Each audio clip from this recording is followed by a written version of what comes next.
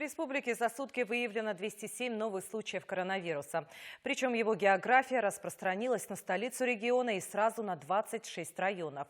Чтобы предотвратить распространение инфекции, в Якутии проводят масштабную дезинфекцию, а предприятия вынуждены переходить на удаленную работу. Подробности у Дмитрия Макарова.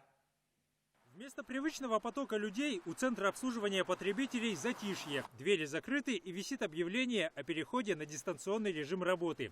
Энергетики заявляют, мера вынужденная, но направлена в первую очередь на безопасность потребителей.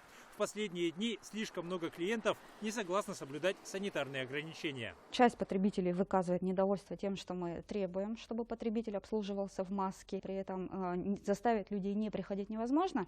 И получается, что у нас в определенные часы очень большое скопление народа образовывалось, но поэтому было принято такое решение. После закрытия центра в соцсетях распространилось фото очереди в якутский главпочтамт. Мол, теперь все клиенты энергосбыта здесь. В организации этот факт отрицают. Процент производящих платежи через почту очень мал. А вот тех, кто переходит на удаленный режим оплаты, например, через онлайн-банкинг, в разы больше.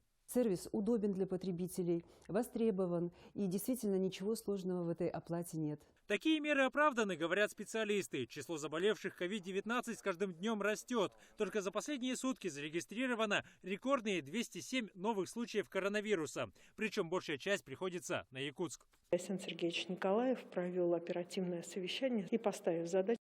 Сегодня стоят перед нами всеми вместе для того, чтобы не давать распространяться заболеванию. Чтобы обеспечить безопасность якутян, проводится тотальная дезинфекция. Она охватила все районы Якутии. Например, сотрудники ЖЭО поселка Тикси каждый день обходят подъезды жилых домов.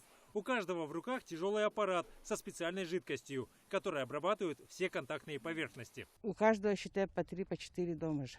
Вот такие большие.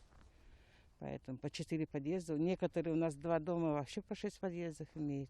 Таким образом, борьба с ковидом постоянно набирает обороты. Врачи ежедневно спасают сотни людей, а в лабораториях проводят тысячи исследований. География коронавируса с начала пандемии охватила уже всю Якутию. Только за последние сутки его выявили в Якутске, в Анабарском, Нингинском, Устьянском, Кобяйском и Амиконском районах. Причем это лишь малая часть списка, в котором насчитывается 27 пунктов.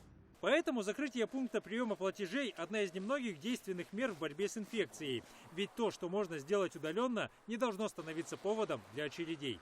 Дмитрий Макаров, Владимир Ермаков, Роберт Набиев. Вести. Якутия.